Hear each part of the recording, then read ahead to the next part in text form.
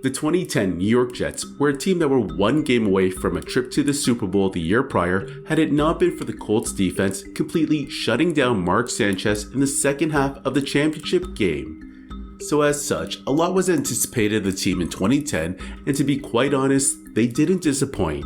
And although the team saw much success on the field making the playoffs, off the field was a completely different story. The New York Jets were embroiled in many well-publicized off-the-field issues that propped up all over the calendar year to the point where many of these headlines were soon becoming a distraction for the team. And looking back, the things that were being reported was stuff you couldn't even script. Some of the issues that arose around the team involved body parts, children, and 2 sideline reporters. Run it back.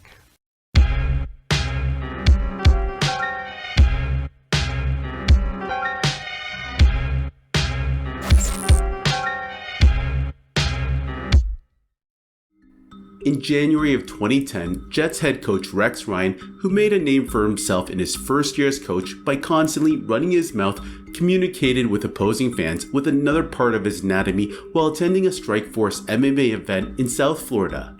The Jets coach was caught giving a particular Dolphins fan the middle finger while someone snapped a photo of this gesture and sent it to an affiliate ESPN radio station in Miami.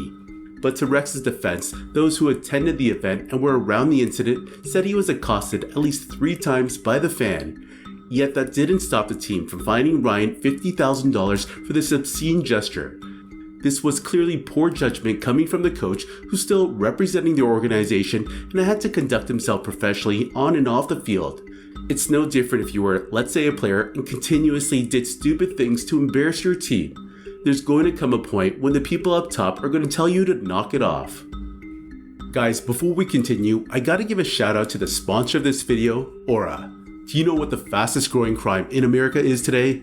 It's identity theft. Imagine you trying to log into your email only to see that your password has been changed. Then you start getting unusual notifications from your bank and credit cards only to find out that all your personal information has been compromised. If you think this can't happen to you or your family, just know that in 2020, over 49 million Americans were victims to identity theft call cinema combined. $56 billion. That is why we are excited to partner with Aura, who's a sponsor of this video. Aura is #1 for identity theft and financial protection. Aura monitors the dark web and alerts you if any of your passwords or accounts have been breached. And funny enough, after using Aura, I discovered some of my credentials were floating around the dark web. And the app showed me exactly when and where the breach happened. In addition, Aura allows you to set spending alerts and they'll notify you of any suspicious transactions. Aura is 4 times faster than any of its competitors in alerting you if someone is trying to open a credit card or obtain a loan using your name. And remember this, every 14 seconds someone becomes a victim of identity fraud. Don't let this happen to you. Now click the link in the description and try Aura for free for 2 weeks and see if you or any of your family's personal information has been compromised. Start your free trial at aura.com/clasher. And when you try Aura by using the link in the description below, know that you are supporting this channel. One of the best things about the off-season is the HBO Emmy-winning docuseries Hard Knocks, which features the personal lives of players, coaches, and staff in preparation for the upcoming football season. And in 2010, the New York Jets were featured in the 6th installment of the series, and there was one particular clip that went viral and still draws a lot of laughs to this day. Jets DB Antonio Cromartie arrived in New York during an off-season trade from the Chargers and immediately made headlines on the show. I got Alonzo, who was 5. I have Karis, who was 3. I have my junior, which is 3. I have my daughter, who just turned 3 as of yesterday. I have another son named Tyler. He turns 3 in December. We got another daughter that was born October 16th named London. Another daughter that was born named Leilani, who's 2 years old. And I have my newborn with my wife. Her name is Jersey. So what happened was that during the interview, when asked about his kids, Cromartie had a tough time remembering the names of all 9 of his children. Honestly, scrolling the comment section from this YouTube clip is just legendary. But the story didn't just end there. The former NFL cornerback was reportedly fronted $500,000 of his $1.7 million salary in advance by the Jets so he could pay off his outstanding child support. Imagine what that figure would look like for 9 kids. Now add 5 more because he didn't just stop at 9. Cromartie currently has 14 children with 8 different women, but here's the kicker. Buddy had a vasectomy in 2011, but still managed to father 4 more kids. Any scientists on there examining your sperm to see why it is indeed so potent? Huh? No, I just been blessed with it. You're a great breeder, Mr. Cromartie. We have 14 kids. 14. Okay, so this next story is one that you probably won't hear too often. It involves harassment in the sexual nature, a Mexican TV reporter, and a room full of young, overgrown masculine men filled with a lot of testosterone. So the reporter in question, Ines, Sainz, who works for Mexico's TV Azteca, was at the Meadowlands in 2010 to do a piece on Jets QB Mark Sanchez, who has Mexican roots. And I'm pretty sure most of you can guess what happens when you insert an eye candy into a group of men. Now, just to give you a little more context, Miss Sainz wasn't your ordinary cutie you'd see on the football field. Having attractive females on the field isn't anything new, but in her case, she was the type who'd flaunt it. And this is where there may be a bit of a cultural divide, as the idea of seeing a female sideline reporter dressed like that was foreign for many players. However, tune into any Latin South American news programs or shows and you can kind of see why she dresses the way she does. But I think Chad Johnson summed it up best when he said, "I've never seen any reporter dressed like that on the field." Anyways, while Ines was waiting by the sidelines, it was reported that the Jets players, while conducting passing drills, were intentionally throwing the football in Miss Sainz' path just to get a glimpse of her up close. You even had defensive players and assistant coaches join in on the drills, guys who had no reason to even be there. Even defensive end Jason Taylor said, "Screw it, I don't even play offense, but I'm gonna run a pattern by her." Honestly, this reminds me of some high school shit. You know what I mean, making spectacular one-handed grabs in front of the cheerleaders or a group of girls to showcase your skills and grab their attention. Later on, things kinda escalated when it got to the locker room as some of the players began doing inappropriate stuff in her presence. The reporter, while waiting to interview Mark Sanchez, was on the wrong end of catcalls, lewd comments, and whistles from Jets players who also blocked her path as she attempted to walk away. She tweeted in Spanish on her Twitter account, "I'm so uncomfortable. I'm in the Jets locker room and waiting for Mark Sanchez and trying not to look around me." And then a few moments later tweeted, "I want to cover my ears." This led the NFL to open an investigation into the incident, and Jets owner Woody Johnson later called Sainz to assure her that the team would take the necessary steps to maintain a respectful environment for the media. Ines Sainz defended her appearance at the practice session, insisting she dressed modestly and stated that jeans and a white button-up blouse are in no way inappropriate.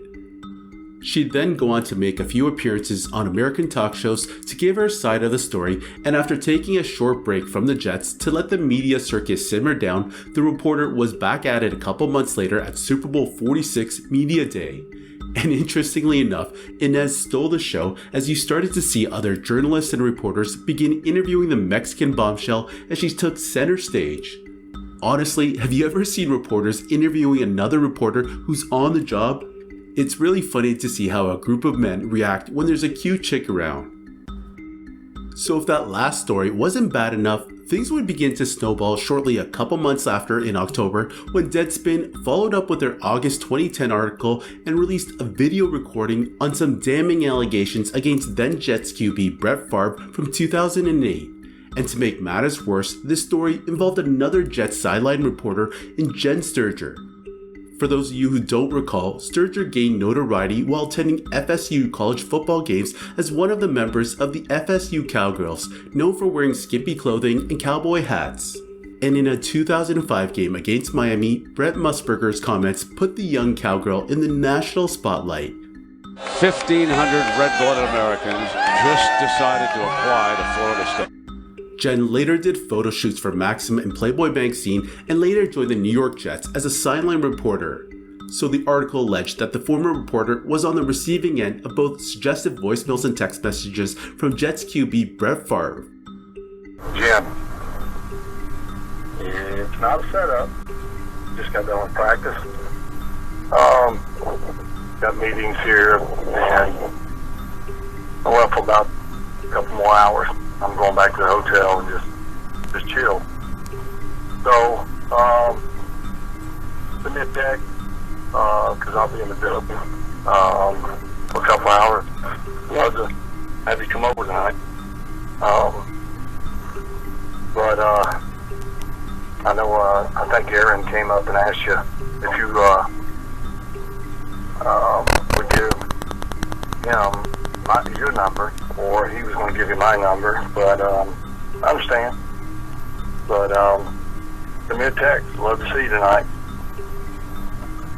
All right, talk to you later. Bye. So, in some garbage can, huh? So that's what you think I think of you. All right, well, I'm still trying. Just got done with practice. I'll try the other phone. You probably call ID of me. But you can make it. It'll be great. All right, later. At first, it seemed pretty harmless, then turned weird as it was alleged that Brett then started sending pics of his crotch to the young woman. And while stories of athletes trying to hook up with beautiful cheerleaders or reporters isn't something new, the problem with Favre's situation was that he was married. A subsequent NFL investigation led to Favre being fined $50,000 for failure to cooperate, and he left the Jets after one season. All in all, this was a pretty bad look for the Jets to have this story resurface 2 years later, but I think one of the most interesting things about this whole situation is how similar Jenn Sterger looked when compared to Brett's wife. Okay. Oh, you don't have to put your feet in. You can leave them out. Oh, sure. Yeah, oh yeah. In fact, you have really beautiful feet. Thank you. Do you mind if I touch them? Wow, they're like really soft. They're like really soft. Can I smell them? Deadspin just could not get enough of the Jets in 2010. In December, the site posted alleged videos of Rex Ryan's wife, Michelle, making foot fetish videos for the world to enjoy via YouTube. The video Deadspin posted was of Michelle Ryan and a cameraman having some sexually charged discussions about her feet. And obviously, the next day, the media ran with the story as all they could talk about was this foot fetish storyline during Rex's Wednesday press conference leading up to the Week 16 clash against the Chicago Bears. And I'm gonna be honest, this must have been hella embarrassing for the Jets coach, just continuously addressing the media on this private matter over and over again. Mr. Ryan, did you and your wife make the foot fetish videos?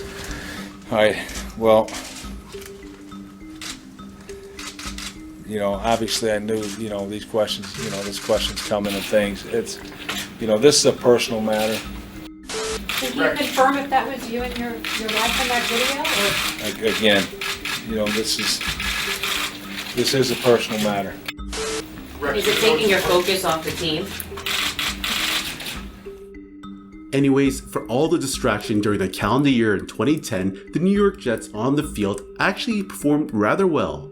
The team led by sophomore QB Mark Sanchez went on to an 11-5 record, making the playoffs, and even made a second consecutive appearance in the championship game. So I don't know how much of these off-the-field distractions can really be solely blamed for a team's performance, because these are the New York Jets we're talking about. This was literally the last time you ever heard of them making the playoffs in a season that was filled with many off-the-field distractions.